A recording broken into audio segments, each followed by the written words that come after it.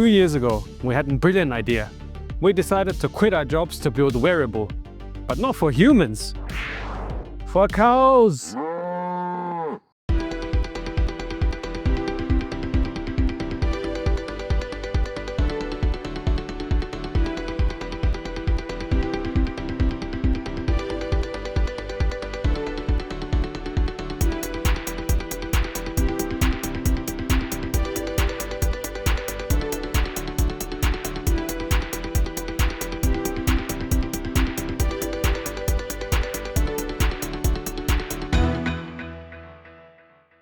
Hi, I'm Dominik.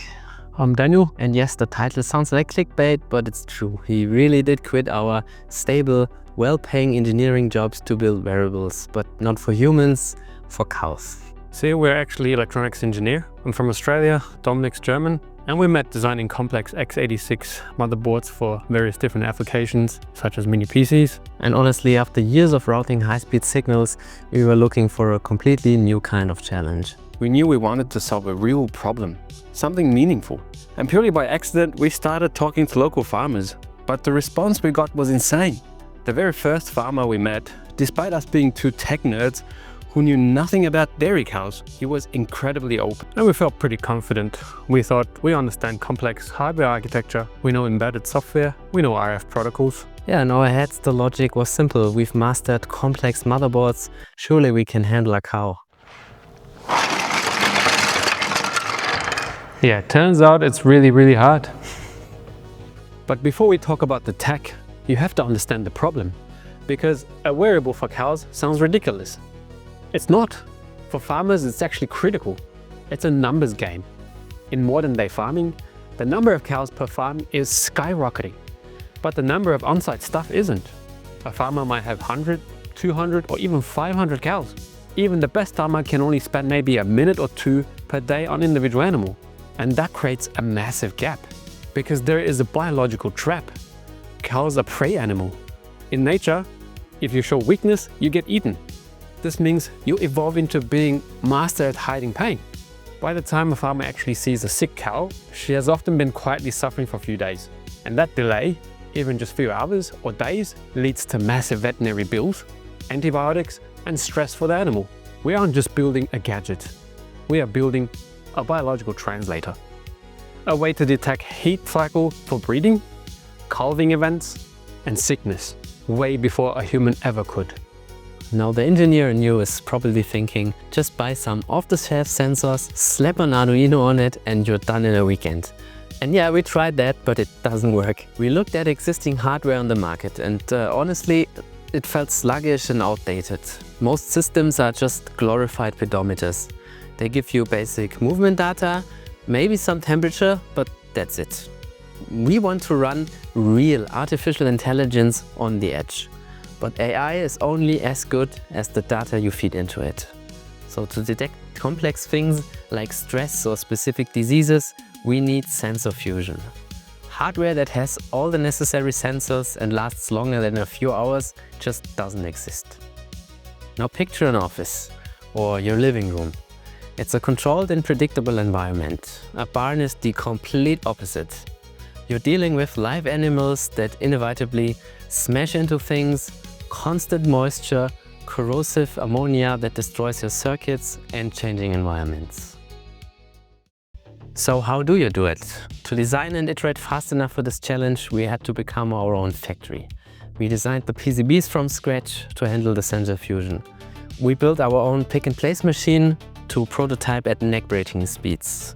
We built everything from scratch, from mechanical housing to custom calibration rigs for our various sensors, and spent months finding suitable components and materials we need that are sensitive enough for our use case, but tough enough to survive a barn environment. And yes, I know glossing over the "we build a robot to build a robot" is a crime. We're going to drop full dedicated videos on the at-home manufacturing line and more details of the hardware of the tech, from component selection to layout and RF protocol. We had to nail the physical layer first because you can't run advanced algorithms on noisy garbage data.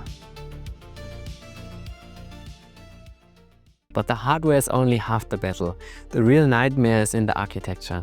We have a constraint that drives most engineers crazy. energy efficiency. Yeah, we need this tag to last at least 5 years on a single battery, which means we can't just stream raw data to the cloud via LTE. That would kill the battery in a week and cost a fortune in data fees. So we have to do the thinking on the cow. We aren't just checking threshold, we're running a convolutional neural network directly on this microcontroller. We train a small model using light RT, formerly known as TensorFlow Lite for microcontrollers. It takes the raw accelerometer data and classifies its behavior in real time. Is the cow eating, ruminating, limping? We only have about 5.9 kilobytes of RAM available for the model runtime. 5.9 kilobytes, that's smaller than an empty Word document. To make it fit, we used int8 quantization, basically shrinking down the math without losing way too much accuracy. And here's the kick. The inference takes only about 7 milliseconds. That's where the battery savings happen. Under normal conditions, the tag is like a ghost and it sleeps most of the time. It just wakes up periodically to send a tiny heartbeat packet and measure some sensor data. It sends basic vitals, battery level, like nothing heavy. But the AI is watching, and the moment an anomaly is detected, maybe the cow's not chewing enough, or the temperature spikes, or the movement pattern matches limping, then it triggers a high priority alert. If the local model flags something, the tag wakes up the radio, blasts a much larger, detailed payload. It sends that packet via Bluetooth low energy to our gateway, which we call Anchor, and Anchor collects data from the whole head and shoots it to our backend using NB-IoT or LTE-M, whichever is available. And then we run the heavy AI models like LSTM to confirm diagnosis and predict long-term trends. So small edge ML model to capture anomalies, massive and detailed AI models only when it matters.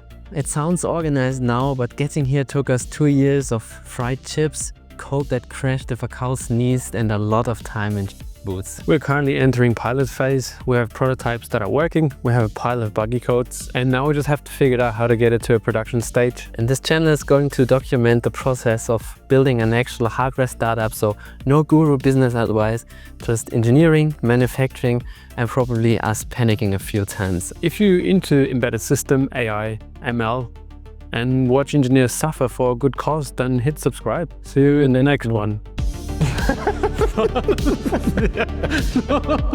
Noch nicht sagen.